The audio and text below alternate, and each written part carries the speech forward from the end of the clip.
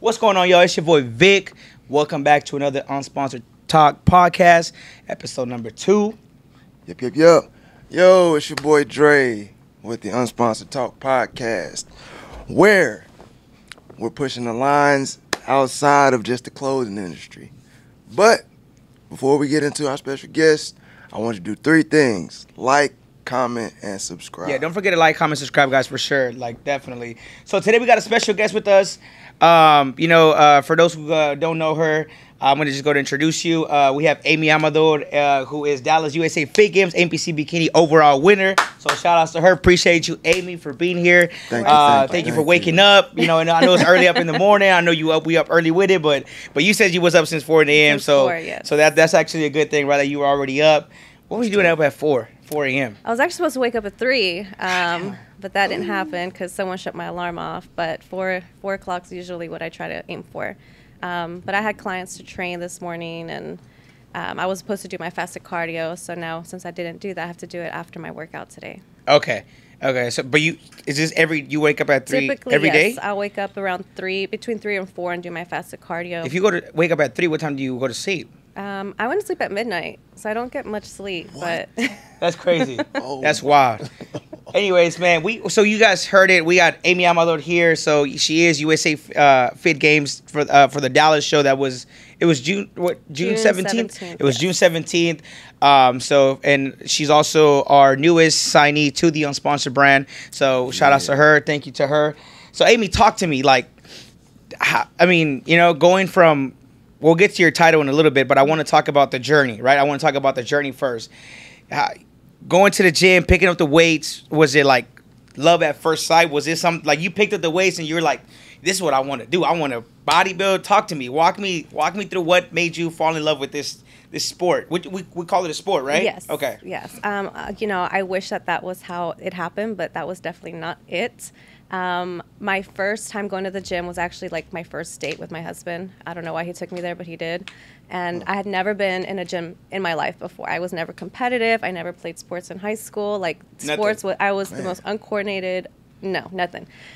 So walking into the gym, I didn't really know what to do. And that was his like hobby. So he's the one who got me into the gym, and that was his lifestyle. So I kind of just tagged along, and I was very inconsistent. You know, I had my kids, and once I wanted to lose weight, I'm like, oh, cardio, but it wasn't really training and weight training, like learning. I was very uneducated in the process. So it wasn't until I just made it into like my bucket list to compete before I turned 30. That was like, and I don't even know why, but I'm like, you know what? I admire those girls. Like, I want to be one of those girls, and I want to blend in with them, and I want to know what it takes to be up there on that stage. So I reached out to a coach, and, everything just kind of aligned. And, I had someone who really believed in me when I was like nowhere near the physique that I needed to be. But I got so much education, so much knowledge through that process. And I learned so much about my body, about what exercises do what will transform my body. And that's when I fell in love with it. And I actually took it seriously. But before that, it was very inconsistent. It was just kind of like let's just go to the gym and hang out. But before that, no. So I wish it was love at first sight, but definitely was not it. It took time to fall in love. Okay. So how do you stay motivated? You say you got kids, right? I do. You say you got, how many kids you got? I have 2 kids. 2 kids. Yes, I have an 8-year-old daughter and a 5-year-old son. So you're a wife? I'm a wife, a mom, and a competitor. A personal trainer. And you got a job. And I have a job, yes. How do you stay motivated? Like, I want to know. Like, that's crazy. It's wild because a lot of people, they lean on motivation to carry them through, and that's not it. It takes discipline. It takes routine. Even when the motivation leaves the room, you have that discipline to fall back on because you're so used to doing these things. You just do it because you have to do it. There's no other option. There's no plan B. You just set yourself up to, this is a task at hand. This is what I'm going to do. And you just do it, even when you don't want to, even when you don't feel motivated to, because it has to get done. Because if you know that the other person that's going to show up on that stage is doing it, the day that you're not doing it, then you're falling behind. So it's like that mentality is what keeps me going. Knowing that, 3 a.m., am I going to get up and do my cardio? If I feel like I'm going to go back to sleep, is that other girl up right now doing her cardio? Is that one session of cardio going to be the difference between me getting first or second? Right. So that's what keeps me going. So she got like that Kobe Bryant mentality. Mama mentality too. The mama That's mentality. crazy. I mean, that's wild. But, you know, and the reason why I asked you about that, was it love at first sight? So was it like a struggle at the beginning for you to get used to something that because like you said, like you were saying, you started just doing nothing but cardio, and then what made you say, okay, like I want to lift weights, like I want to. So I think it's hilarious because a lot of girls, they focus on their lower body, like legs. That's all they want to do. They want to build their glutes, their legs. That's no cap. Yeah. I done been to so many gyms for like months, and I'll see the same girl. I'm like, that girl's always hitting legs. Like, I Always do. leg day. So that's 100%. Like, I feel like it's true. And not that that's saying 100% true. And I'm not cutting no ladies out.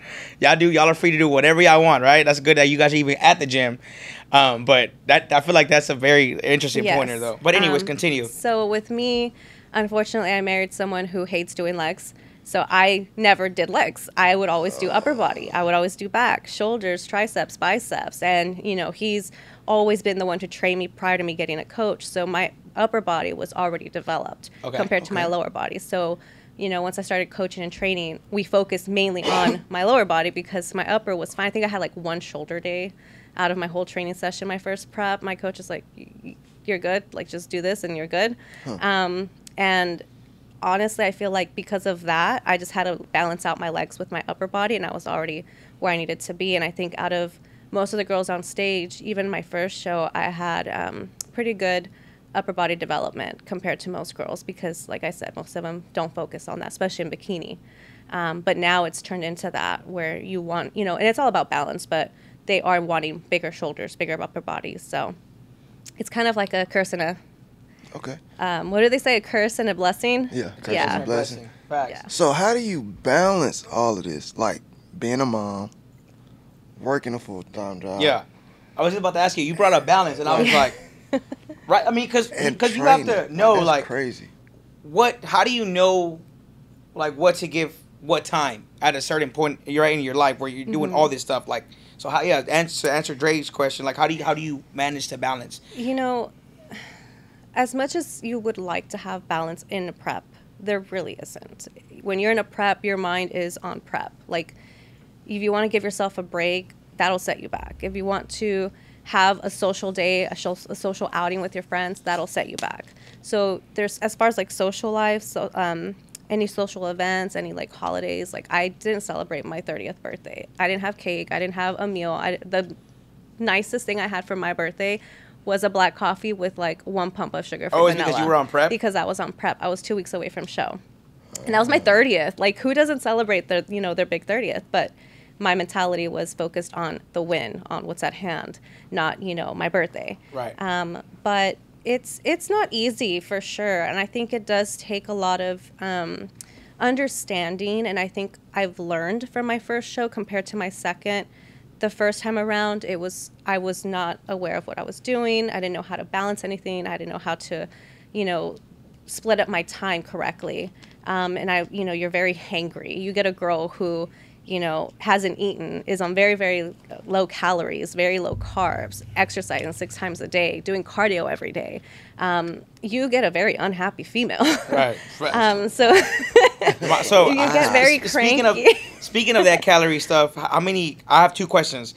What's your calorie intake right now? Right now, I honestly don't know. You don't know? I follow my coach's plan, and it changes weekly depending on how, he sees my body progressing. So, but give me a rough estimate, like, and I guess the reason why, I guess my second was not a question, is more like, because my girl just, which is she just got a, coach, and then her coach gave her a planned meal, and then once her coach gave her the meal, it was like 1,500, 2,000 calorie deficit or something like that she had to stay within to follow the program or whatever. And then my girl response was like, that she asked her, was like, was this for one meal or is this for the whole day? So that's why I asked you, like, what's your calorie intake look on? Give me a rough number. I'd say probably 1,000 or lower. Fuck. A day. Sorry. That's crazy. So like going to McDonald's, like, or Chick-fil-A, whatever, what could you eat from there and be done with for the day? Honestly, based on calories. On calories, maybe like 2-3 sandwiches. And that's it. You're done for the day. Probably for the day. All my food is measured by ounces, cups, teaspoons, tablespoons. It's crazy. You literally, I would take my food scale everywhere. If I went out to a restaurant, I would take my food scale in my purse. But even if you go out to eat, like, you have to think about, what are they cooking the meat in? What oils are they using? What butter are they using? What sugars are in this? If you ask for, a steak, you have to say no butter. Can you cook it with, no oil? And it's like, at the point, you're paying how much money for what? Because it's extra. That is Let me get extra avocado. You know what even avocado costs olive right oil. now? Olive oil has so many calories. I'm not trying to take my calories through oil. Right. Like, I rather enjoy my calories. But my food plan is very, very specific. And then, like I said, he just alternates it and updates it as I go. So it's really me relying and trusting my coach and what he knows he's doing. And I mean, he knows what he's doing. He got me to where I got to. So, and from being a foodie, I am definitely a foodie at heart. Like, I love my tacos. I love my elotes. I love, all the sweets. I love my donuts. I love every food that you can think of. And we would always go, my husband and I, and try out new restaurants, the holes in the walls. And that's something we did socially. All that was gone. So now we have to, like, okay, we have to talk about other stuff. We have to enjoy doing other things together. And, and that's what I'm saying. Like, that balance goes away. You don't realize how social eating is. Like, you go with your friends, you want to go eat. You go to a party, there's food, you want to eat. Family comes you over, go to church, eat. Afterwards you want to go eat. Family comes over, any gatherings, food. And it's like, when you can't partake in that, everyone looks at you like, oh, here comes Amy, she can't have anything, or you can't even take a bite. It's just a bite. It's not going to do anything. Do you feel like you get judged upon that? Oh, yeah, for sure. Especially when you're around people who don't understand this lifestyle. And I don't expect them to, because they didn't choose it. I did. And that's what I'm saying as far as, like, my first show to this show. I now understand that it's not my husband or my kids' fault that I chose to do this. So I can't take it out on them when I'm hungry, because I'm choosing to do this. Even though it makes me cranky, it's not on them. It's my choice. I wanted to ask, right? Because being at mom and having kids, how are you? Do you have to cook 2 times? One for do you meal prep for yourself? Yes. Okay, so then you have to cook for yourself, then you got to cook for your kids, and then you also, I'm sure you could probably, because how old are your kids? They're still young, right? Yeah, they're still little. Okay, so sometimes I know kids can be picky. I know my kid is picky eater, so like whatever my girl makes for me, I taught, my son doesn't eat. So then, so do you have to 3 meals or sometimes I'll do my meals. My son wants one thing, my daughter wants something else, my husband wants something else. So at that point, there's always dishes in my sink, because I'm always cooking something different. But my husband does try to eat some of what I eat, but he's a big dude. And I'm like, well, I only have like this much meat for myself for the week. So what else do you want to eat? Yeah. This is my chicken. You gotta get something else. I'm like, what I eat in a week, he can eat in a meal. So. Does he ever take anything from like your meals and you're like, yes, really do it? Like, yes, like you eating my stuff knowing you can eat whatever the hell you want. And it makes me so upset, because it's already pre-measured, like, in the fridge, and he just takes it out and just eats it, and he's like, oh, I want another one. I'm like, man, that was pre-measured for myself. That's crazy, though. You see, I find that crazy. Go ahead, Jay. So what's the process of, like, prepping for a show? Oh, it really depends on where you're at, You want to, obviously you go on your prep diet, and that entails you getting your coach, and they'll update your plan. Some people prep themselves. I don't know how in the heck I couldn't hold myself accountable to prep myself, knowing that I have a coach that I have to check in once a week, and knowing that, my progress, if he's going to get me a cheat meal, whatever, like all that, I entrust in him. But yeah, you have to basically cook all your meals. I eat 6 meals a day. So I do have to prep probably once or twice a week, depending on how much food I have. And then I work out, 6 days a week. I have 1 rest day. Cardio will change week to week depending on the closer you get to show. But you do get refeeds sometimes depending on your coach. Not everyone does, which is why. What that mean for people that don't know? What's refeeds? Yeah, so when I first started, my coach would say, okay, I did my first week. I was on my diet. I'm thinking I'm going to kill this because I'm not even hungry. Like, I was struggling to eat my 6 meals. This is starting. This was my first week ever on prep. And I'm like, oh, this is going to be like, I thought I was going to be hungry. Like, I'm struggling to finish this food. And that's because your body previously, like I just started, so my body already had carbs and fats and, you know, everything stored up. So I wasn't used to eating 6 times a day throughout the day. I was used to eating like 1 or 2, 3 times a day, big meals and little snacks here and there. But actual meals 6 times a day, like I was not used to that. So, you know, the first week I struggled to finish. The second week I struggled to finish. And I'm like, oh, like I thought this was going to be different. By the 4th week, I was starving. I was like, what in the world is going on? Like, I want more food. Like, I need more food. But that's because now I've depleted. All of prep is you are depleting your body from your carb sources, your fat sources, your sugar sources, to where you are literally starving yourself, basically, because you want to eliminate as much fat that you have on your body in order to be able to display your muscle. So all prep is a journey to deplete your body as much as you can deplete your body. So it wasn't easy. Drinking my water, a gallon a day, was very difficult. It was like a mission to finish a gallon for the day. It took me about 3 weeks to finally finish 1 gallon for the day. I would always have like a little bit left over, and I'm like, dang, like I didn't get to my goal. I hate that shit. I hate that so much. It's so hard. Because you start off with like, yeah, I'm gonna finish this gallon today for sure.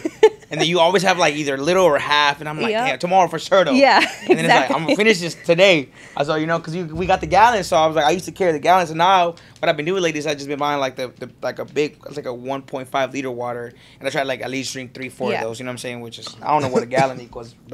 I finally started doing like the Mios. That really helped. Oh yeah. Do you like it? I do, just because it gives me, I feel like I'm drinking like a drink, like a Gatorade or something, versus just air. Do you drink pop soda? No, so I don't have any sodas. You eliminate, like I get 1 coffee a day, 1 energy drink, but I don't really like energy drinks, so that's whatever to me. But that's it, and that you got your water, and that's it. Some coaches allow like diet sodas, but no, we try to stay away from that. Is this because you're on prep right now? Yes. So you can't have like no cheat meals, no. So that's the thing. So a refeed meal is different than a cheat meal, and I learned that the hard way. So my first week, you know, I was like, oh, I did good. I did everything. I did everything correctly. So I thought, and I'm like getting to my weekend, and my coach is like, okay, you can have your cheat meal. You've earned it. You know, you did good. You lost 1 pound this week. Awesome. Okay. What do? I go to a Mexican restaurant. I'm having enchiladas with like rice and beans and, you know, a regular soda. And I'm like, oh, like I earned this cheat meal. I work for these. And so week 2 comes around, and I'm like, oh, okay, I'm going to go eat some pizza for this cheat meal, you know. And I'm like, 1 cheat meal a week, like I'm good. My coach said I'm good to do this. Once he realized what I was eating, he was didn't like, tell him. Well, no, I just like, oh, I have a cheat meal. He didn't specify. And then he realized, like, you ate what? You ate a pizza? Like, I'm literally at the pizza place, and he's texting me, do not eat pizza, da-da-da-da. And I'm just, like, looking at the pizza on my plate. Oh, man. And I'm like, well, I'm already here.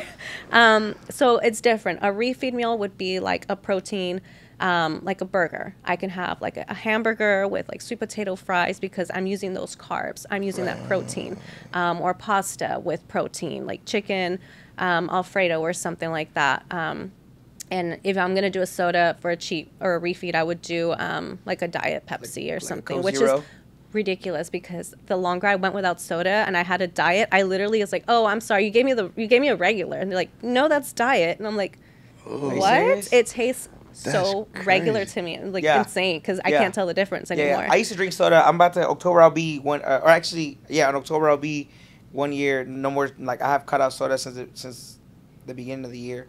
And but like before when I was drinking soda, Coke Zero, if I drink a regular Coke, I couldn't drink a regular Coke no more. I like Coke Zero. Yeah. Like, I used to like Coke Zero. I don't drink. I'm sorry. Anymore. I can't give up soda. Yeah, bro. no, I know. I'm with you though. But you know what? Hey, if you've never tried this, you say you had meals, right? Mm-hmm. Get a Topo Chico and get the orange meals, and it's just like an orange Fanta. Really? I promise you. I stay stacked with Topo Chico. I promise you. And if you get the black cherry one. In Topo Chico, it's just like a Dr. Pepper. TikTok showed me this. He sounds like when I tell my friends, I'm like, if you want a pancake and you want to do it healthy, just get egg whites and add stevia and cinnamon powder, and you have a pancake. They're like, that is not a pancake. No.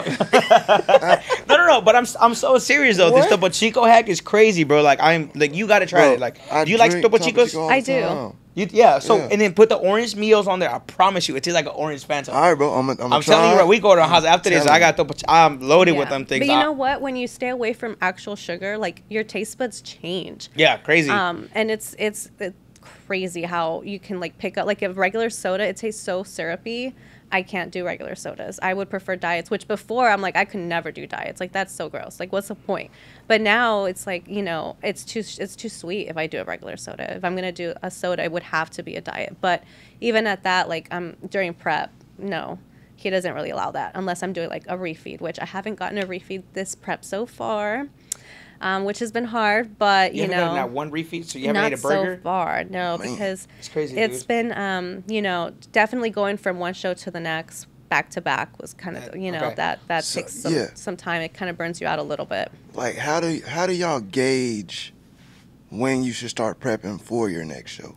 Like, I'll be quite honest. From my last show, I was going to do a show 11 weeks from my last show in between. So from June 17th, 11 weeks out. I was gonna do September 3rd or September 2nd, but I ended up changing that to now December. So now I'm doing the show in December, Okay. which I thought like, oh, I'm postponing my show. I'm gonna have like, you know, probably a month or two in between of off season, and I let my coach know. I communicated with him. I let him know this was my decision, and it wasn't what I expected. He was like, okay, so now you're on a 19-week prep. I'm like, wait, what? Oh, so it just got longer. It just got longer. So you thought, was okay, like we got break, and then no, it just got. I was like, so I don't get like a month off? Okay, so then walking off stage, were you able to eat anything? Like you Oh, yeah. won? Okay, Yeah. so For like how 2 long- days, he let me celebrate. that's it, and you're that back on was track. it. He was like, okay. Like, What? my coach is so, like, he's so out there. Like, you know, you want to celebrate. You want to, like, enjoy your win. That was Yeah. a big win for me. And he humbles me. Like, he will ground me so quick. He said, okay, you know, you got your win, but you can't ride on this win forever. Like, it's what you do with it. And he goes, so now we got to focus on the next task at hand. And I'm like, it's been 2 days. but that's a good thing that you got a coach like that. Yeah. Like, I was honestly. gonna ask, like, how do you determine what a good, or how did you find this guy? Or a guy? She? Yes, He? it's a couple, actually. It's a couple. Okay, how do you define who's your coach and what coach to choose? And I never understood that part because, like you said, right, there's people that prep themselves, but people that don't prep themselves, like, you know, how do you determine what's a good prep coach and, Yeah. and who I think who's you have better to, in what area? You really just have to try one out. Okay. So I heard of him through the only girl that I knew that she did bikini. Like Okay. before that, I didn't even know bodybuilding was a thing. I didn't know what it was. I didn't know anything about it. But I knew that she had done it before, and so she was like, I just kind of reached out. I'm like, you know what? I'm 28, or was I 27? Okay, I was 27 or 28, but I was like, let me reach out. You know, my goal is to do it before 30, and it had been a goal since I was like 23 probably, but I just never, you know, really took it serious. So how old are you when you first started working out? I think I was 27. Okay, so it took you. Okay. Go ahead, continue. 27 or 28. I can't remember because I know I had two birth. No, I think I was 28. 28.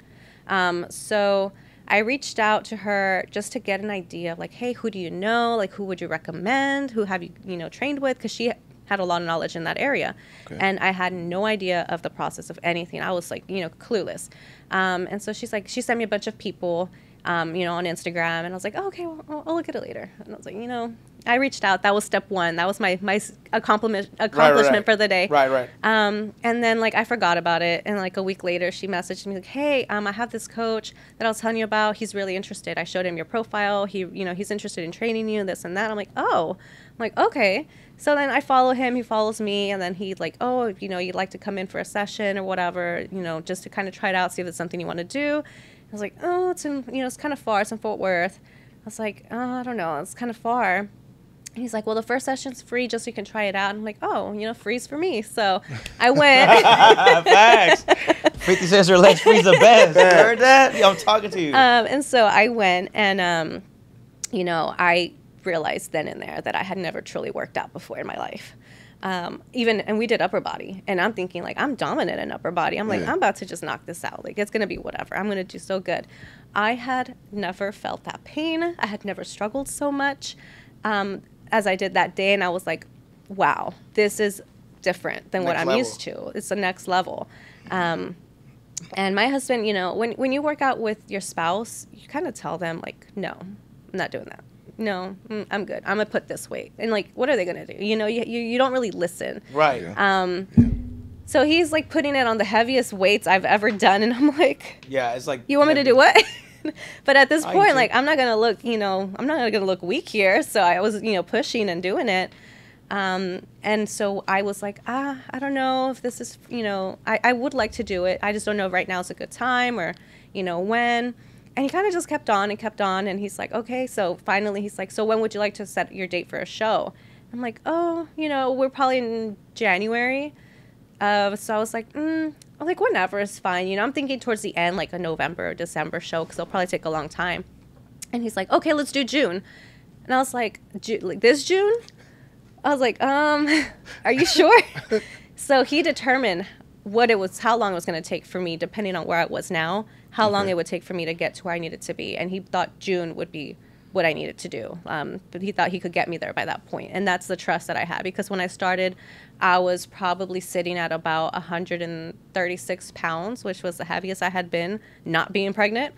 And I was like, okay. I was like, if you think that's a good idea, we'll do that. And so I just trusted in him, and he got me to where I needed to be by June, which was crazy because I had never transformed my body like that before. Right. So I was completely new to that process, and I realized he knew what he was doing because I felt comfortable. I was able to have that trust in him. I was able to listen to his guidance, and you learn, you know, you have to go through that flow where I had that respect for him as a coach, and I would listen to what he had to say, and I would do what he told me to do. And I feel like because of that experience, I didn't have anyone else I wanted to go back and do my second show with, because I knew like we were good together and as a team, and it's like he truly believed in me more than I believed in myself, and sometimes you need that. And even when I kind of give up, he's like still there pushing, like, no, like you can do this, you got this. And you know, not every coach is going to be like that. And so I'm like, you already have a good thing. Why go look somewhere else? So for me, that was the reason that I stayed with him. And he's learned my body because of the first time around. So now he knows how my body reacts to carbs, how my body reacts to certain foods, you know, what it takes to really make me lose the weight, you know, what cardio I do well with. And, you know, once you have someone that's learned it, why go to someone else and then they have to relearn your whole body all over again? And then whether they do a good job with it or not, you just don't know. But in order to find a good coach, you really just have to go and try and see if it matches or not. And if you feel like, you know, one of the girls, because we were like 7 of us, one of the girls, she was only posing because, like I said, it's a couple. His wife does the posing side of prep. Because, you know, posing is the biggest part of it. You know, you go up there, you've worked your butt off for months, and you have like 15 seconds to show it off. You don't show it off in the right way, all for nothing. That's it? So That's the it. show is 15 seconds. 15 seconds to go and display the months of work that you've put into your body. Okay. And if you Man. don't display it the way that the judges want you to, the way they expect, you know, a good posing to go, like fluid, and it's hard. Like, you don't realize how hard posing is. But if you don't do a good job, you can forget about it. Are most prep coaches that have competed in the past, or is that Yes. normally, or how does that work? I feel like honestly, I feel like yes, because they've had that experience. They know what it's like to be on a prep. They know what it's like to be on a stage. They know what the judges are looking for, the criteria of what you're in, because each division is different. What they look for in bikini is not the same as what they look for in figure or wellness. So the coaches have to have that knowledge. But also, you know, it's not easy to put someone through a prep when you've never experienced it yourself. Right. Because then you don't know the protocols. You don't know what works and what doesn't work. But yeah, I mean, as far as both of them, she's actually a pro now. Your coach. His wife is Your a pro posing now. coach, right? She became a pro last year.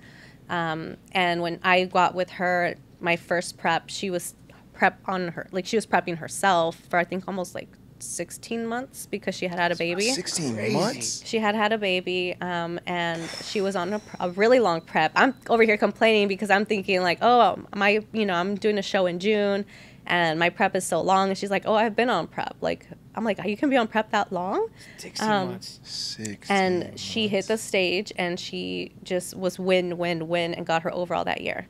I mean, got her overall, and then she got her pro card that year. Oh, you say all year or win. How many shows did she do?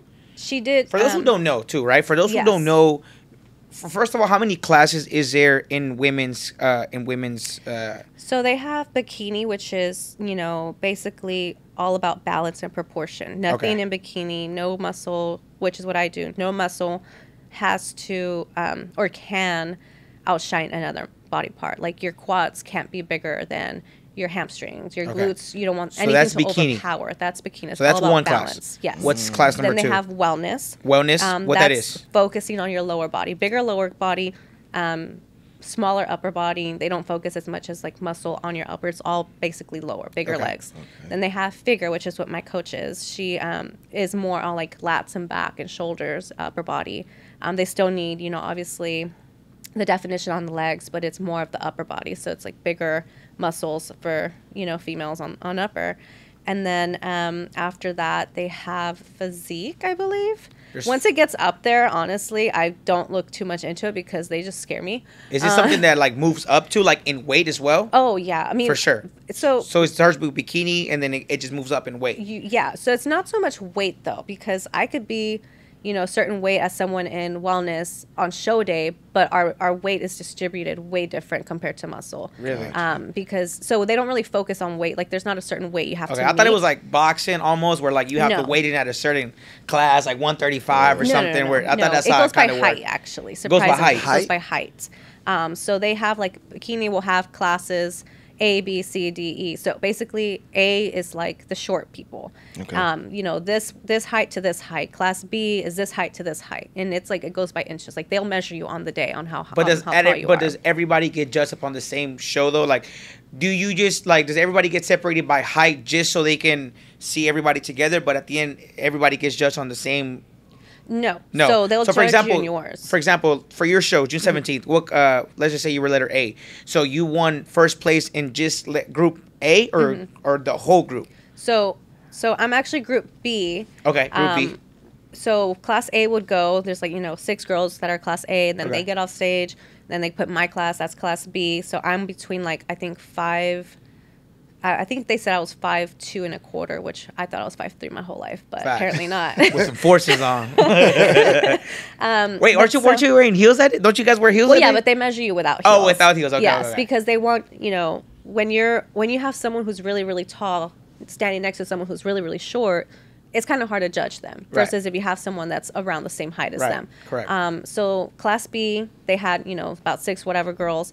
I won first in that. Okay. So now I'm a first placer. Okay, cool. For B. For B. Next class, you know, this one's a first placer. Cool. Next class, and they'll do that all the way until they run out of classes for heights. Okay. Now, all the girls that win first place at the end will compete against each other. That's what they call open? That's what they call the overall. The overall. Yes. There you go, the overall. So they only use the first place girls of each class, of each height class. So at this point, it doesn't matter if you're tall, it doesn't matter if you're short, you're all mixed in. Right. Whoever is the best is going to win the overall. And there's no first, second, third. It's just like you win or you don't. And that's what you want. And that's what I want. Okay. So you won for my overall. show. So, and then for that show, right? So that show got you what? Wait, this is your first, second, third show? What are we talking here? This is your second show here. Yes. Can I ask what you placed on your first one or? My first show, I placed second place in overall. I was in the center, and the last 5 seconds, they switched me over with the girl next to me, which put me in second. And that's what you want in a show, is you want to be in the middle. When you're in the little red box, like that's first. Anyone next to you is second or third. And I was in the red box all up until the last 5 seconds, and then crazy. I heard my name called, and they switched me over to second, and I knew right then and there, because then they're like, okay, now you can get off the stage. But that's pretty good though for your first show ever. Yeah, I think that's second. And then how long was prep for the first show? Because you mentioned it was the same from February to June was the first show. Okay. Actually, no. February to June was the first show. January to June was my second show. So I prepped for a month longer, my second show. But yeah, my first show, I got second, and then that qualified me for nationals. But I just didn't feel like I was ready to go to a national stage at that point. So I ended up taking a year off, and I just built that thirst. And I'm like, I want to do the same exact show this time around and just do it better. And so it was kind of like my comeback, to go back to the same exact show and just take the whole thing. So after you won on your second try, like, was it like a relief, or you were more like, okay, I knew I could have did this the first time around? Like, how did you feel after that win? You know, Yeah, was it a relief, or was it like, okay, now it's time to work harder? I feel like I was so focused on winning. You know, you want to manifest things, and that whole day I felt this like thought process of motivating myself throughout the day. And I was, you know, woke up, I was running late to everything that day. I ran late to my makeup appointment, my hair appointment. I was the last one to get a tan. I was late to that. Like, they were already shutting down. And I was like, Spray oh my me. gosh, I'm going to go there. How's that with, work? Like, is it like spray tan, or how's Yes. that work? Is it straight? It's for those ladies, y'all know what it's like to be backstage fully nude, getting sprayed down with cold tan spray. And you just literally have to stand back there with other naked women as you dry off with fans. And I was not aware of that in the beginning. weren't? Not at first. Can you get privately tan? Not if you're going to do it through them, no. I mean, you can go do your own somewhere, but That's what I'm saying. Can you go? can, but you also have to take in mind that, like, if your tan smears, they're not going to fix it there because you didn't get it through them. If you sweat too much and you mess up your tan, then you're kind of just screwed. And they judge you on that. They judge you on your tan, your shoes, your hair, your makeup, your suit. For bikini, it's the now. full I package. don't. Why? So speaking about that, so how much does it cost for tanning? For those who don't hair, know, right? For those who want to makeup, know, heels? yeah. I mean, I want to know too. Like, what my girl mentioned some shit. I was like, huh? You want to? I was like, baby, this is your 4-day training. Like, I support you and I love you and I want you to do it. Which I also had a follow-up question, but to answer Dre's question first, yeah. What, for those who don't know, what it costs, to walk us through it. So my first show, I just wanted to do everything through them. So $150 for hair, $150 for makeup, $130 for the tan. You have your suit anywhere. I mean, depends where you go. It can be anywhere from $500 to $1,000 for your suit. Wait a minute. That's already $1,500. Wait a minute. What the okay? 500 to We're talking $1,500. If we go 1,000, right? I'm doing outrageous. We're talking $1,500 in show. What else? Then you have your food that you have to buy every week, every month. You know, that will add up because healthy food Of costs course, so that much. that. But I'm talking about like show, like show day type your stuff. shoes. I think my shoes were about $150. Okay, so now we're at 1,700. And I actually went through 3 pairs because I couldn't make up my mind on which ones I wanted, and so I You probably bought 3 spent- pairs? You Yeah, I bought 3 probably pairs spent of about shoes. $300. Okay, so we're on talking. shoe. We're at 2,000. Okay. On average. Yes, and then you have your registration costs. That's about $120 to register for your NPC card, and then you have to pay for each class that you compete in. So they have novice, true novice, open. True novice is for like anyone who's never competed before. But at the end of that, if you win, you get like an appreciation trophy. Like, good job, kudos to you. So I'm not going to pay $130 for that, you know. And then they have novice, which is, you know, new people who've never competed and people who have competed but never won first. So I did compete in that just because I wanted to be on the stage more than one time, just to kind of get that. Is that like an extra fee? Yes, so that was $130.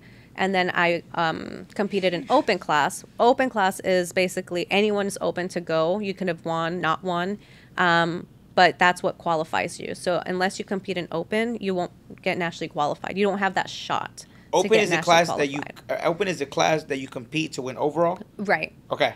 So you have to compete in open and win an open to go to an overall. So open basically is like the one that counts. My coach was very like, don't worry about all the other ones. Just do open. That's it.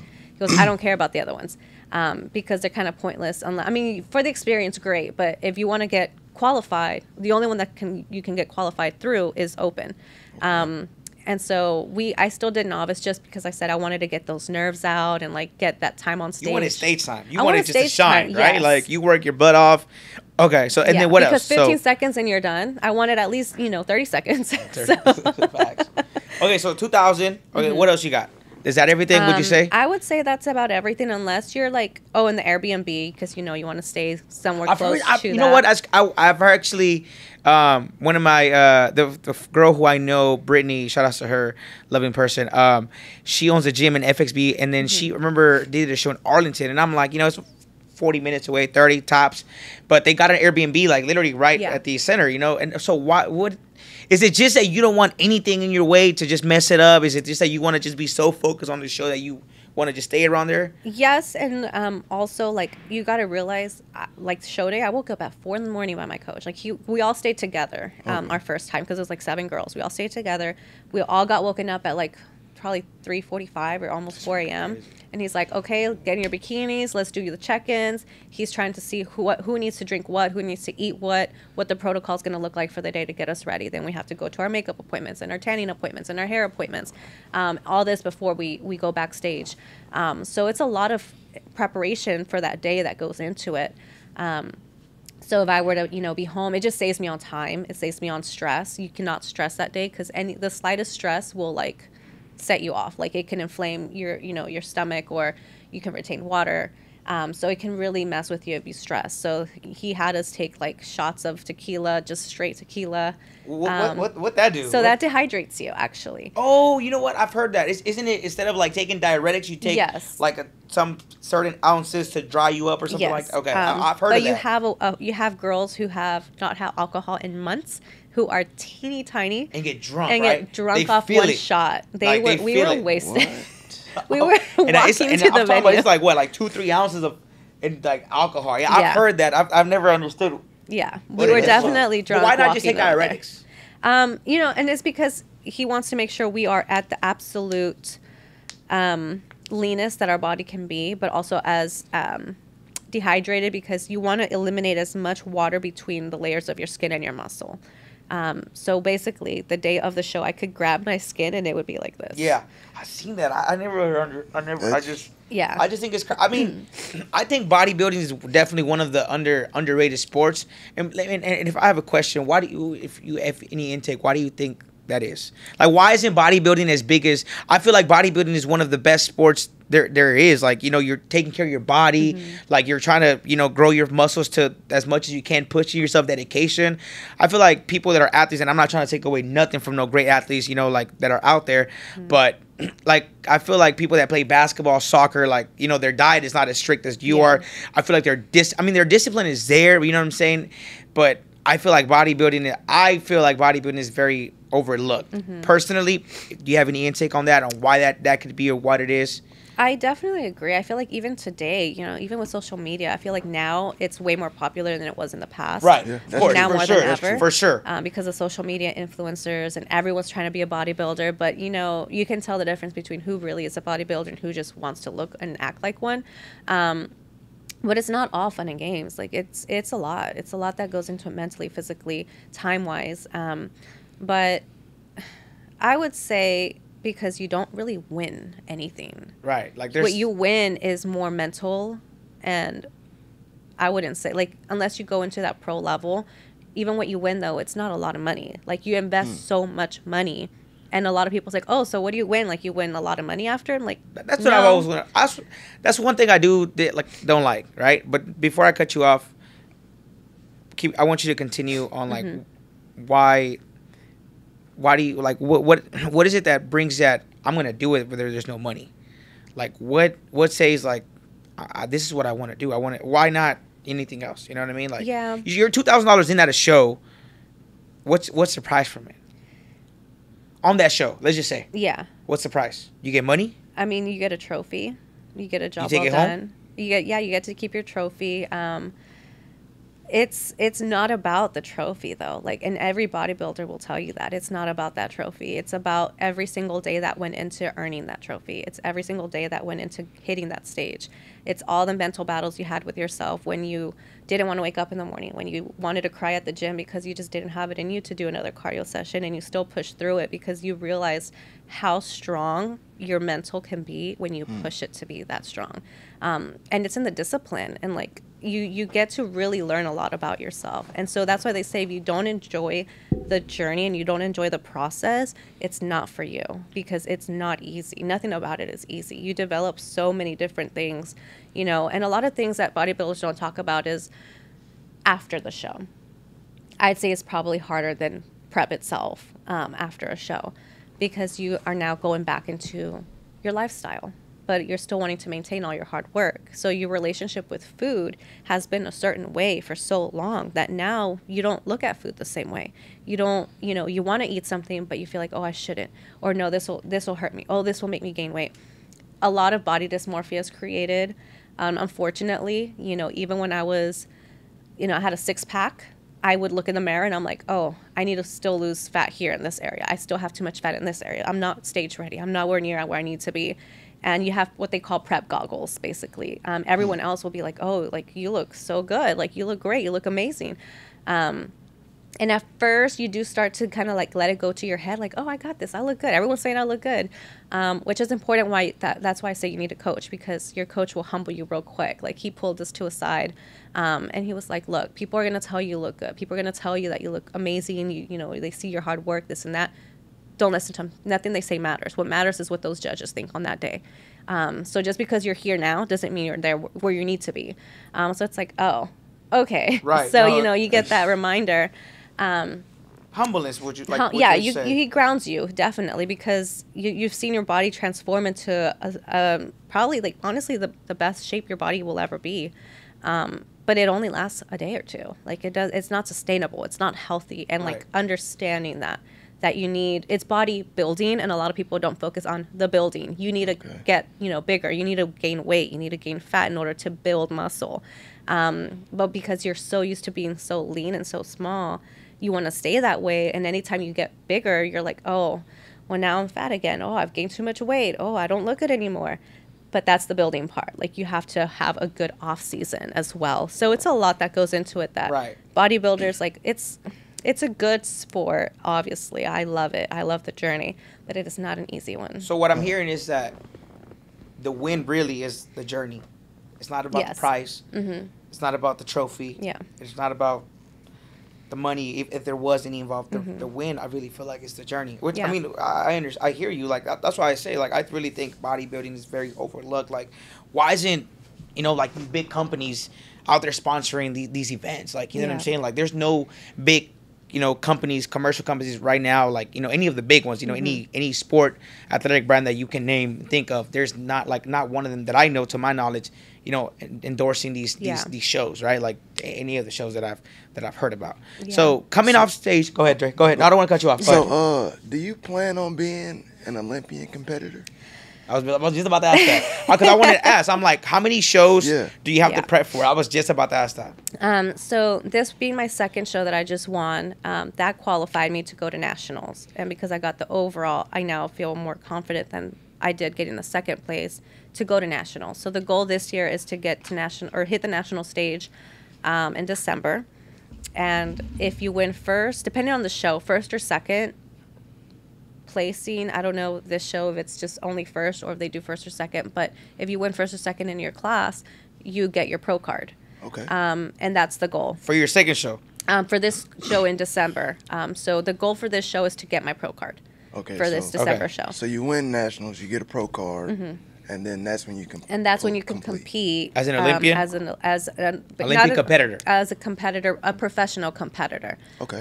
Now you have to go and probably we'll do an off season to get to the pro size and the pros level, because just because you won, it means like out of everyone that's here, you have the most potential to go and compete against pros. That doesn't mean you should go and do it tomorrow.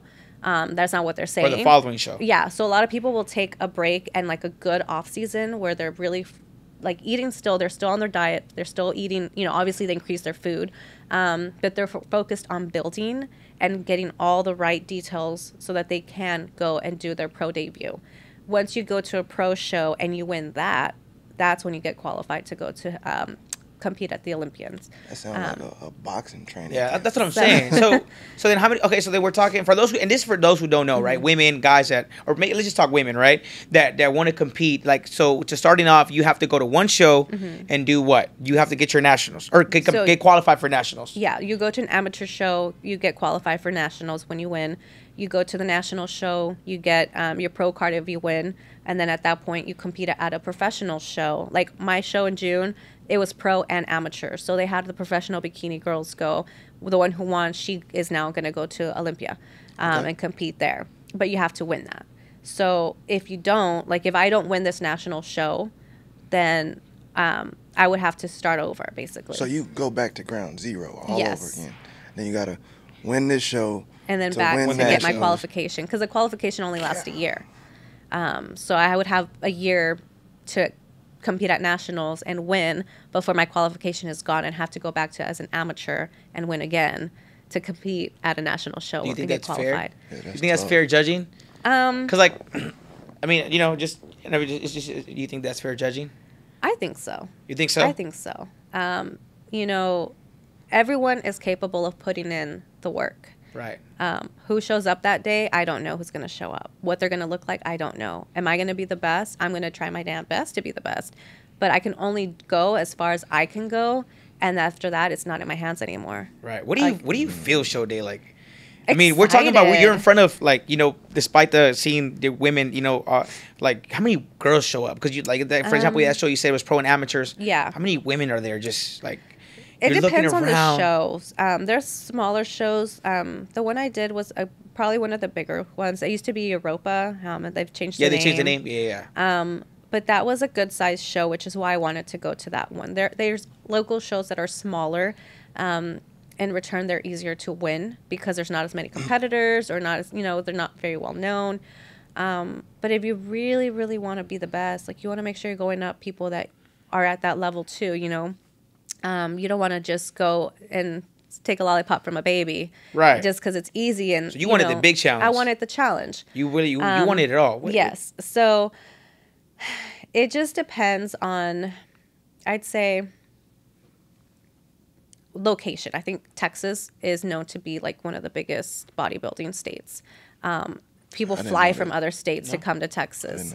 Like you will have whoever competed there. I don't know where they were from. Some flew from Florida. Some flew from California. Like they'll fly in for these shows. And it just depends on who shows up and what the judges are looking for. And that's the crappy part is that you don't know what the judges are looking for. That fluctuates. Whoever wins Olympia sets a standard. Like, okay, this is the new bikini look that they're going for. Last year, they were looking for lean bikini. This year, they want fuller. So now it's like, okay, they want fuller muscle. They want a fuller look, a fuller waist. So you're trying to make these changes as you're prepping. But at the end of the day, it's based on their opinion. It's based on the judge's opinion. The first time around, I was very, very nervous. I'm not the type of girl that wears a two-piece at a swimming pool. I'm not a bikini person. So going up in a bikini in front of a bunch of strangers was not easy for me. Right. Even like getting undressed in the back when I was going to tan, me and another girl, we were like so uncomfortable. We were like slowly. Cover you. You go first. We were slowly taking, like, we started with our socks and then like we started with our shirt and like slowly we're like just like trying to find what's the last thing we can take off before we're fully nude. And then you got the ladies who are tanning us and they're like, okay, come on guys, we got to speed it up. And we're like, okay, like we didn't. That's crazy. So yeah, it's very uncomfortable for me. I just never dressed that way. So that was new. So going up the first time, I was very shaky. I could literally feel my body shaking. My lips were shaking. Everything was shaky. Like I've never felt my lips quiver like that before while smiling, to the point where it hurt. And I was like, oh my gosh, they're going to tell how much I'm shaking. I'm going to look crazy. And apparently we all got down and they're like, everybody was doing that because that was all our first time. Right. So yeah, the first time around, I was very, very nervous. The second show, I was so calm. I was just ready to go up there and show them like what I've worked for. At the show that we did, because we did the USA Fit Games, I saw people with pillows, blankets. Yeah. For what? I was sleeping back there? Well, you don't have, like, you have a chair. Okay. But you're there like for hours. I think I was back there for, I don't know, 3-4 hours. You brought a blanket too? I took a blanket, I took a pillow. You want to be comfortable. I was like, what they doing back there? Sleeping or? Yeah, people will just lay down. No, they'll but I've just seen that because their like, body. yeah, like you'll get there. Like what, for example, what time you got there that day? I got there probably at 7. 7 in the morning, but Yeah. you've been up since 3. And then what time did you leave the show? Like 1 a.m. What? Wait a minute. Yeah, no, that's So crazy. you- We left the show like at 10. You woke up at 3 a.m., Yeah. Yeah. got to the show at 7, and didn't leave until 1 Yeah. a.m.? Because bikini is the last to go. So we are always the last to go.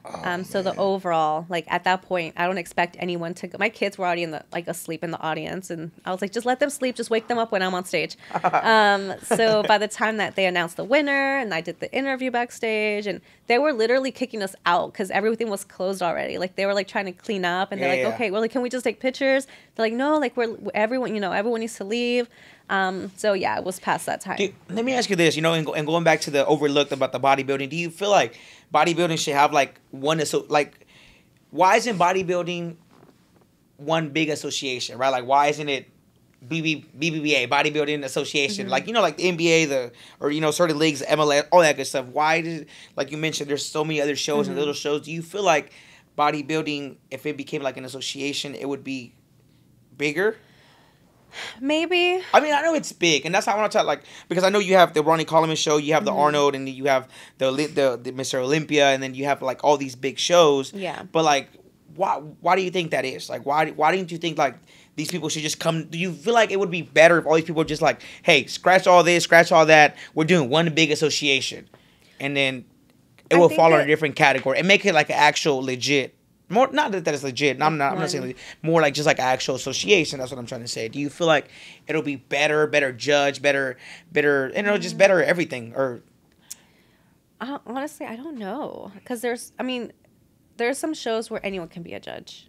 Really? Yeah, like local people. And do you think that's fair? That's what I'm saying. Do you think that's fair? And that's the thing. Like, it doesn't matter because it's depending on their opinion. Right. And a lot of politics could sometimes go into it because, like, oh, this judge has seen this one and they have they're biased to this competitor. This competitor is well known. So that's kind of when it gets a little wonky because, and I think a lot of people are already aware of that in the bodybuilding industry. But then you have, like, my coach wanted me to go to the Pittsburgh show because one of the judges there, he's also one of the judges at the Olympia.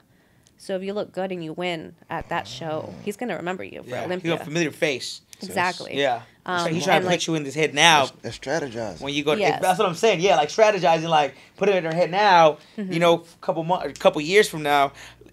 I remember her from the Pittsburgh show. And they're also judging you with more experience because they look at Olympians, they look at the professionals, and they're judging you as an amateur. So if you win, it's because you truly have the potential to win and go be a professional because that's who they are judging. Versus Ed from Dallas, Texas, who just came over, whatever. He just got off work and came. Or Bob from the store just got off the gym. Hey, bro, come check. So I got a question. Do 9 to 5. Like after the shows, are y'all able to go down and talk to the judge and be like, hey, can you give me some insight on what I needed to work on? I've heard people do that, and I've watched YouTube where girls were like, oh, that's the best time to go and like get your feedback. But by that point, I didn't see anybody by the time I got off stage. Everybody was gone. So who am I going to ask? So yeah, I didn't get to do that. Oh, but this is after the show, not before. Right. Because you were saying if she can go before. After. Oh, after. Oh, okay. Yeah, why would she go before? Yeah, no, I mean, you're right. Some That'd be like cheating. Yeah. Hey, but real quick though, I've heard, going back to what you say, playing politics, I have heard that there's a lot of body worshipping and like bodybuilding. Is that? What's your take on that? What do you mean? I've just heard that there's a lot of like, I've heard that their politicians is crazy in bodybuilding. Like, where like if a judge just kind of like, I can feel like it can come down to like if a judge fucks with you, like as in like, he knows you or something, like they can play. But I've also heard there's a lot of body. I don't know if I can just explain it, or maybe this is not even the topic to talk about in the podcast. But I've heard that there's like people that will literally send DMs on like and just want to body worship you when you look good and you have just creeps just like.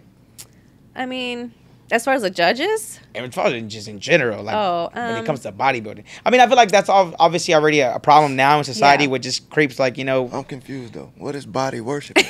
Bro, I've heard it from a bodybuilder, and I don't want to say his name because I don't even know if he even wants to talk about this. But he said that in bodybuilding, it's like this is like an actual thing where like. People are just weird, like, in body worship, and it's like. So you mean to tell me somebody that's a judge? All right. It doesn't not necessarily. He specifically said it was a judge, but I'm not gonna sit here and say because I'm not trying to start anything. I understand that. So all right, boom. Right. Somebody in the stands. Yeah. They send you a DM and be like, "Hey, I worship your body." I Your don't body know. looked great in Like this no, show. it was more like I would do this, and this in exchange for this, and this. I know judges and this, and this, and in return, you do this for me. So it's quid pro quo. Yeah. So that's what I'm saying. Have you Not dealt that any I've of- experienced or Okay. seen or heard of. And I don't know how that would work because, like, I don't even know who the judges are going to be for this show. I mean, Right. I don't even know where to go and find that information, this far in advance. One of the judges from my previous show she did follow me on Instagram, and I followed her back. But before the show, no. Did you hit her up? What are you No, doing? no, I Let's go out to haven't. eat. Let's go. What are you I doing haven't. Sunday? What are you doing before the show or after? No, Right. No, so No. I mean, and going into bodybuilding, right? You have, having your husband. Like, let's talk about support here for a little bit, right? Like, where does your husband play in all this? Like, On the couch playing video games, No, leave no. me alone. that's not what I meant. That's staying out the way. That's not the facts, Hey, right? I'm gonna let her do what she gotta do. But obviously, being married, having two kids, and your support system. Like, let's talk about that. Like, I'm sure he supports you, right? Like, Yes. Now. Now, okay. So let's talk about the decision when you first said I want to compete. How did you bring that up to him? He, I was like, well, I would really like to do this, and Did he look at you crazy? Like, what? He's like, you want to wear what in front of who? Oh, okay. So it was a weird. It was, yeah, and it was like, I think it's perceived as like, and not just by him, but a lot of people who aren't aware of what goes into it. It's like, oh, you just want to be half naked on a stage looking cute. And that's not what it is at all. Like, if they saw the work that goes into it, the training and dedication and like discipline that goes into it and the sacrifice, like, you don't truly understand it until you go through it, or you see someone, or someone that goes through it, and you're like, oh, like, this is legit. Like, I see what you're doing now. And I think throughout the whole thing, it was kind of hard on him because I was wearing, a two-piece on stage. Two-piece, and I was so lean. I was getting more attention at the gym. But I don't think it was until he saw me on the stage that he was like, wow, like, blown away. He was so proud. He's like, I get it. Like, I'm supporting you. Like, I want you to continue this. You did so well. Like, I'm so proud of you, whatever. So that's kind of what transitioned over to the next show. But prep is not easy. And my kids know I'm on prep. Like, it's so funny to hear them like, oh, I'm going to fire your coach so you can eat junk food. Dude, straight up. Like, that's I feel crazy, like, and going back to, again, I feel like, bodybuilding is one of the, I feel like bodybuilding can legit be called a perfect sport, just because, like, I mean, you're pushing your body to the limits, like, Literally. like to you're trying to scope. That's like you're scoping your own body, like, trying to, like you said, you have a six pack and you look at certain parts and you're like, I still need to lose fat right here. You see what I'm saying? And it's crazy, right? Because it's like, bro, that, like, for other people, it's just like, I look good. I'm okay with this. Like, it takes, for other people, it's like, it took me so long to get here. Like, you don't know what it took here. But to you, it's like, I still look good, but I still need to look better. Or I got to improve in certain body parts. And I got to, you know what I'm saying? So You're your worst critic at that point. you see what I'm saying? And I remember, like, and I even acknowledged, like, I was heavier and bigger, and I felt so, like, I look good, I'm confident. And now that I'm smaller and I'm leaner, I'm like, oh, I need to work on this. Oh, I need to work on this. Oh, this it's not where it needs to be. I'm so much harder on myself than I was when I looked completely different and was, like, heavier. And it's like that Amy would have been completely, like, blown away by this Amy, but this Amy just feels like I have so much work to do. I'm not there yet. And I think that's also what helped me the first time around. I felt like the underdog. I competed with 7 other girls that we were all training with the same coach. I was posing with them once a week. We would train, sometimes together or whatever. And they all started, skinnier than me. I was the heaviest one. I started first, but I was the heaviest one. And I was the one that was not really as toned or, like, had as much muscle as they did. And so I wasn't training with my coach either as much. I was only going once a week versus they would do, like, 2, 3, 4 times in person training with him. So all my trainings were at my gyms here on my own versus, like, them being there with him in person. So I just felt like I need to catch up. I need to work harder. I need to do better. I'm not where I need to be. I need to catch up to them.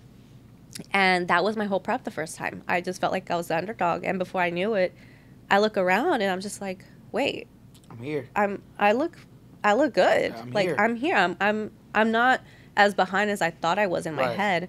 But I do feel like that mentality carried me through so far to push myself even when I was alone, because it's not easy to really push yourself when no one's there watching you.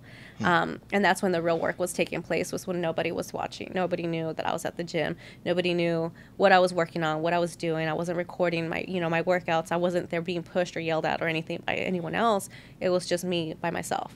And not cheating myself, finishing my cardio, finishing my workouts, showing up for myself. And I actually got second that time. And so I think the second time around, knowing I was so close, it was that's like, crazy. Damn, Last 5 seconds, so boom. close.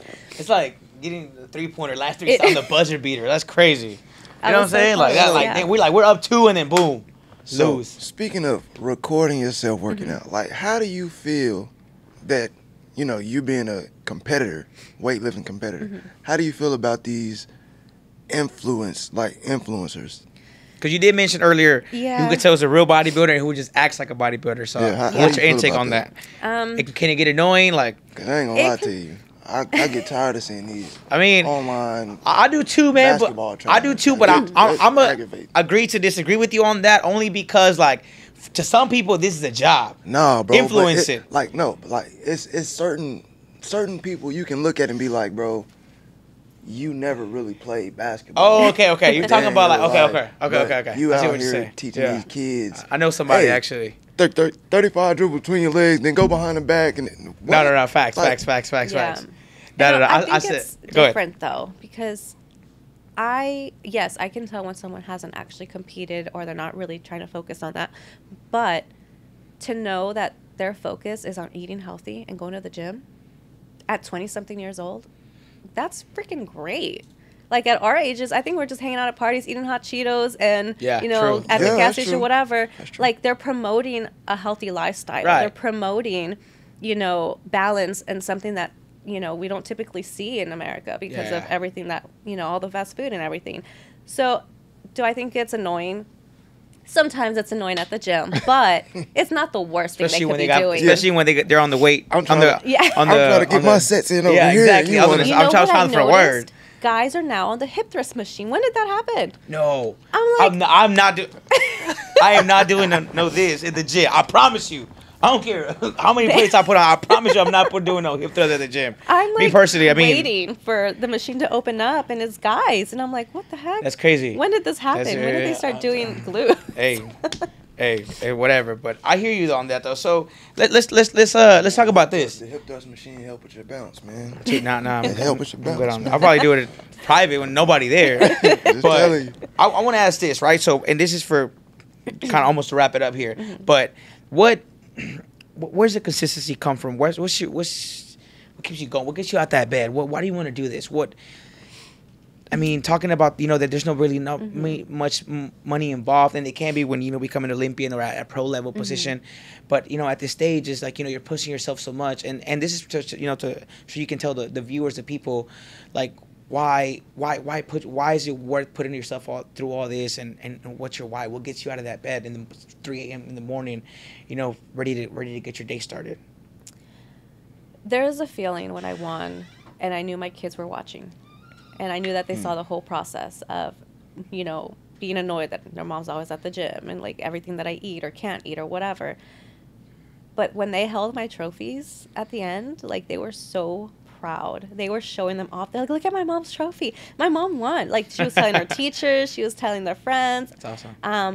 That's And knowing great. that I finished something without giving up, I can teach them to not give up. I can teach them, my son was doing T-ball. And he's like, Mom, I don't want to go to my game. I don't feel like going. I'm like, Tony, do we quit here? And he's like, no. I'm like, okay, did Mommy quit when she didn't want to go? He's like, no. I'm like, okay, so you're going to go, and you're going to go, and you're going to show up for your team. He's like, okay.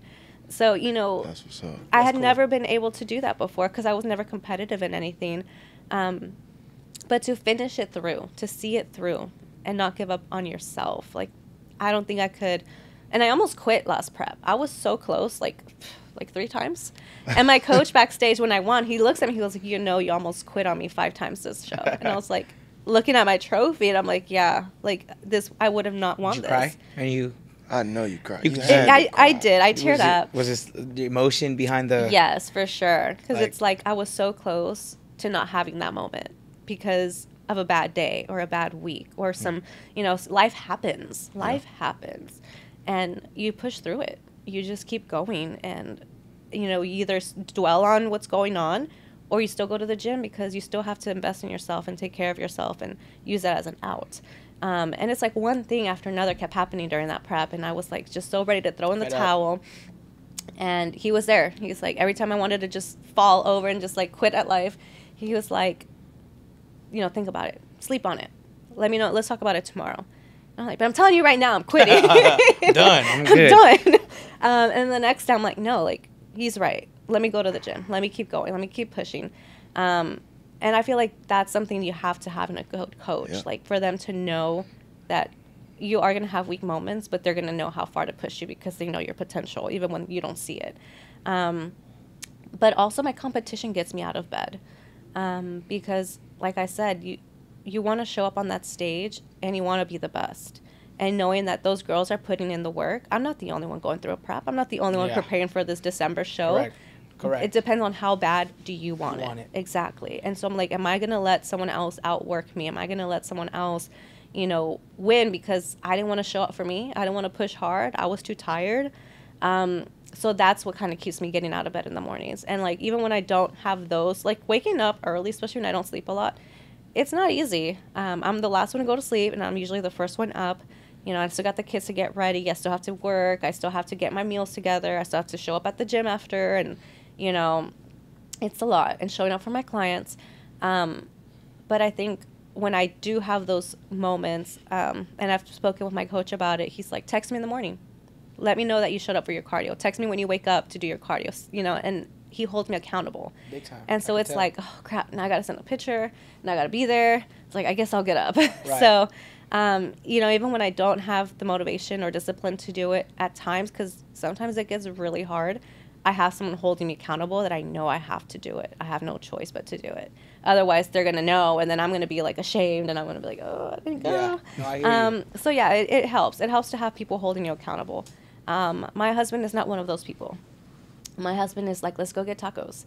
Let's go eat burgers. Let's go to the movies. And I'm just like, no. No. that was, wait, no movies either? Like, you can't just. You go into a movie theater and you smell a lot of popcorn and it's going to too much calories or what? You can't smell popcorn? Yeah, you can't have popcorn. But I mean, literally, I've gone. The temptation. It's crazy. I go into the movie theater and all I can think about throughout the movie is popcorn. I want popcorn. I want nachos. I want, you know, I want chocolates.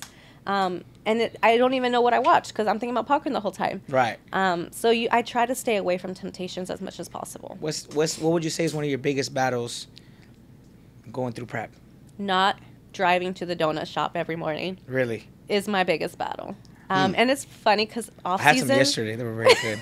I think I did too. Oh, yeah. I was going to say we had some donuts. Off season, I don't care for donuts. I could go. I just wouldn't even eat them. I don't care for them. Right. But during prep, it's like all I can think about is sugar and carbs, and donuts are like the perfect combination. So that's a battle right there. So I try to stay away from them as much as I can, and chocolate. But food is the hardest part for me. Yeah. No. Well, I mean, shout out to you. You know what I'm saying? Like, shout out to you. I think you're. I haven't known you a long time, but the amount of time I've known you, I've seen like how dedicated you are. I see, you're always posting that you're on, at the gym, like 3 o'clock. That's crazy part too. I'd be like checking literally that you're up there in the morning. I'm like, dude, it's like I'll wake up like at 10 and then she said, or 9, and then she'll be like, posted 3 hours ago. I'm like, it was 3 o'clock 3 hours ago. Like, what you talking about? Like, I was in bed. So, you know what I'm saying? Like, I mean, phenomenal for sure for you. I mean, I think for those who, who are watching and don't know, I feel like you're for some, you can be a big inspiration, for some even say role model, because you know what I'm saying, you're really teaching them that, being a personal trainer, having a full-time job, full-time mom, full-time wife, and then prepping for yourself, that's literally like, you're still able to come through and be disciplined. Yeah. I think that's, awesome. Like, so, I mean, shout outs for real to you, dude. Like, I think that what you have going on is amazing. I can't wait to see you at a pro level, like in pro card. I hope you get there, and when you get there, it's gonna be awesome. To see you in the Olympian. I mean, so it's gonna be awesome. Go ahead. Question. So pro level, you get your pro card, which will probably be next show, most likely, and then the Olympia, right? So then you compete at a professional competition. So Okay, as a so- pro, you so would you have to got- do your pro debut. 2 more Yes, shows and then the Olympia. to Do you- qualify for Olympia. Yeah. What are the biggest shows you have to go to be a pro? Like, is it just like the big names like the Ronnie Coleman show? Is it the Arnold, or is there other bigger shows that I'm not aware of? You can get nationally qualified at most shows, but there's not many. No, for like pro debut though. Oh, for pros? Yeah. Not a lot of them are here. There's, the ones in Florida. There's the Arnold. That's a pro Arnold, right. show, which I would love to compete there one day. The one that I did was a pro show. They have pro and amateurs. But basically, you just show up to any pro show, hopefully local, just because it's easier. Yeah, of course. And you save on that, Travel, that money and the right? travel. Travel. So that would be helpful. And honestly, timing. It's not so much the show when it comes to the pro level, because at that pro level, the judges are going to be judging you at the pro level too. So you want to do what works for you. I want to go when my body is at the pro level and I feel confident that I actually have a shot at winning against other pros. I don't want to just show up. Oh, well, there's one next month. I'm going to just go because I can and I got my pro card. Like, no, right. I don't want to go and waste time. Right. What is there a prize? I know there's a prize money, right, for at an Olympian pro level. To what do you know what the prize money for I something don't like know that what is? it is. No. I know some of the pro shows, there's like $2,000. Okay, but what's like the biggest check? I know there's more money for sure in the men's, right, than there is yeah. in the women's. But what would you? Is it still like I know a chunk of money? C-Bum said he got like 50 grand. $50K. I saw that and I was like, What? That, bro. Yeah. But I feel like bodybuilding and once you get at that level, do you feel like it's more about how many doors it opens to like sponsorships Yes. and like like for example like Eric Banks, or he gets all his food meal preps provided for him, I'm sure, because he gets sponsored by some meal prep company, and C-Bum, he's with a bunch of different companies with Yeah. Raw, and then he has his Yeah. own clothing line, and what I'm saying, so that's dope. So what's think after he even this? said that Yeah, too. exactly. No, yeah. So what's next for you after this then? What's My focus right now is getting my pro card.